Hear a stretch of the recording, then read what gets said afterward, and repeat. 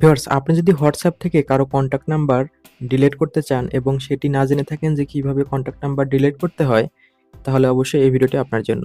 তো আজকের এই ভিডিওর মাধ্যমে আপনাদের দেখিয়ে দিব কিভাবে আপনারা খুব সহজেই হোয়াটসঅ্যাপ থেকে যেকোনো কন্ট্যাক্ট নাম্বার কিভাবে ডিলিট করবেন। তো চলুন দেখে নেওয়া যাক কিভাবে সেটি করবেন। তো এর জন্য যে কাজটি করবেন, প্রথমে আপনারা হোয়াটসঅ্যাপটি ওপেন করবেন। তো হোয়াটসঅ্যাপের মধ্যে চলে যাবেন। তো হোয়াটসঅ্যাপটি ওপেন করার পরে আপনি যে নাম্বারটি ডিলিট করতে চাচ্ছেন সেই নাম্বারটি এখান থেকে খুঁজে বের করবেন।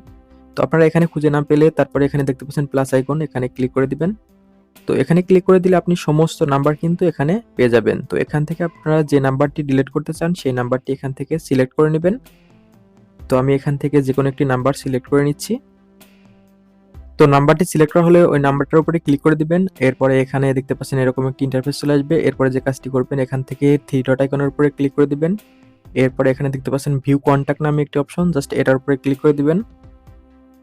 তো ভিউ কন্টাক্টের উপরে ক্লিক করার পরে এরকম একটি ইন্টারফেস চলে আসবে। এরপরে যে কাজটি করবেন, এখানে দেখতে পাচ্ছেন থ্রি ডট আইকন উপরের দিকে, জাস্ট এই থ্রি ডট আইকনের উপরে ক্লিক করে দিবেন। তো থ্রি ডট আইকনের উপরে ক্লিক করে দেওয়ার পরে এখান থেকে এডিট অপশন, জাস্ট এটার উপরে ক্লিক করে দিবেন। তো এডিট অপশনের উপরে ক্লিক করে দেওয়ার পরে আবারও আপনারা থ্রি ডট আইকনের উপরে ক্লিক করে দিবেন। তো উপরে দেখতে পাচ্ছেন থ্রি ডট আইকন, এখানে ক্লিক করে দিবেন। এরপরে এখানে দেখতে পাচ্ছেন ডিলেট কন্টাক্ট নামে একটি অপশন, জাস্ট এই ডিলেট কন্টাক্ট অপশনের উপরে ক্লিক করে দিবেন।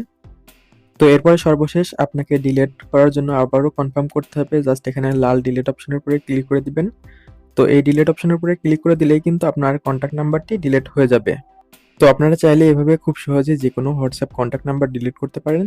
তো এই ছিল ভিডিওটি ভালো লেগে থাকলে লাইক করে দিবেন এবং চ্যানেলটি সাবস্ক্রাইব করে দিবেন। ধন্যবাদ।